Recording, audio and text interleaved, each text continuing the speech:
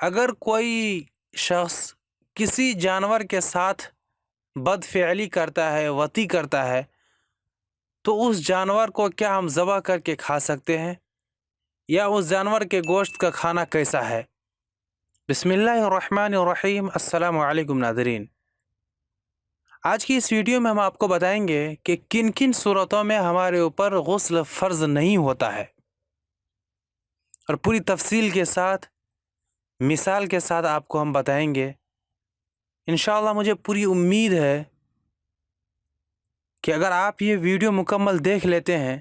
Video ضرور تھوڑی سی لمبی ہوگی، لیکن اگر آپ یہ ویڈیو مکمل دیکھ لیتے ہیں تو غسل کے فرض نہیں ہونے کے سلسلے میں جتنے بھی مسائل ہیں وہ سارے مسائل سے آج آپ واقف ہو جائیں گے، اور آپ کو کسی سے پوچھنے کی ضرورت نہیں پڑے گی۔ تو چلیے ویڈیو کی جانب چلتے ہیں۔ نمبر 1 ہے کہ اگر منی اپنی جگہ سے شہوت کے ساتھ نہ نکلے، اگرچہ خاص حصہ سے باہر نکل آئے، تو غسل فرض نہیں ہوگا۔ مثلا کسی شخص نے کوئی بوجھ اٹھایا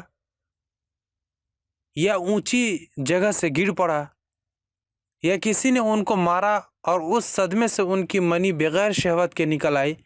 تو ان ساری صورتوں میں غسل آپ کے اوپر فرض نہیں ہوگا۔ نمبر 2 ہے اگر منی اپنی جگہ سے شہوت کے ساتھ نکلی ہو مگر خاص حصہ سے باہر نہ نکلی ہو، تو ایسی صورتوں میں بھی غسل فرض نہیں ہوگا، خواہ یہ نکلنا خود بخود ہو، یا خاص حصہ کا سوراخ بند ہو جانے کی وجہ سے، یا خاص حصہ کا ہاتھ سے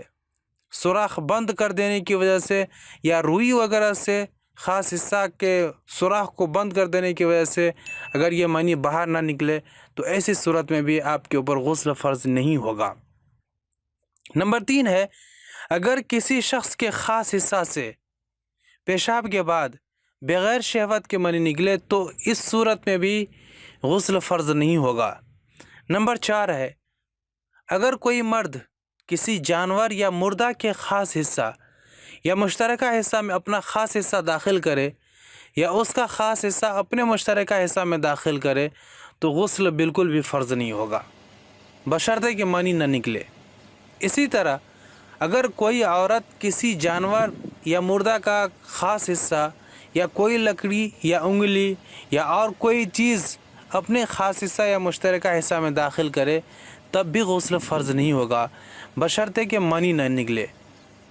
اس درمیان ایک مسئلہ آتا ہے کہ کیا اگر کوئی شخص کسی جانور کے ساتھ بدفعلی کرتا ہے، وطی کرتا ہے،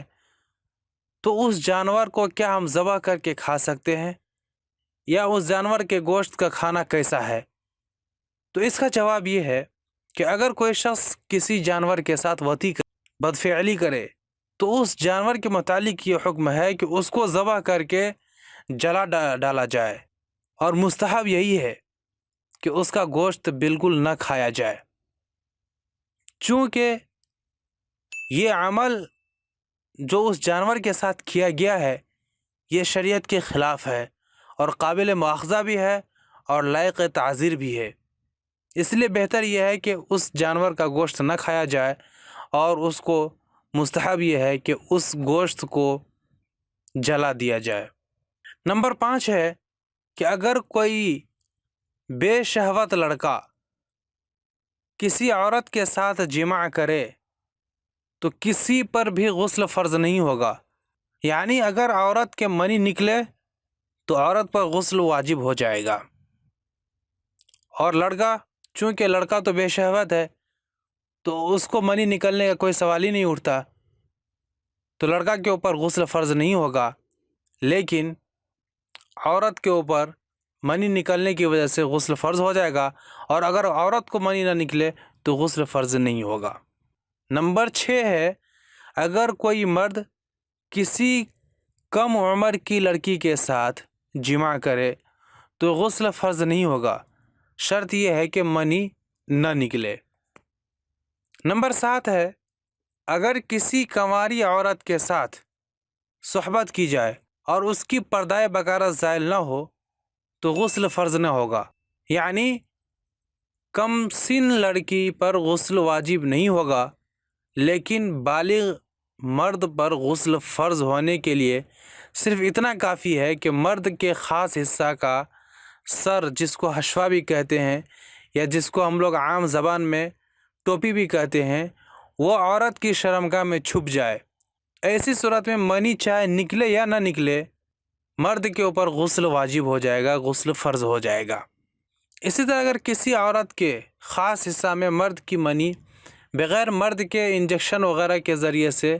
خاص حصے کے اندر داخل کی جائے تو اس پر بھی عورت پر غسل فرض نہیں ہوگا۔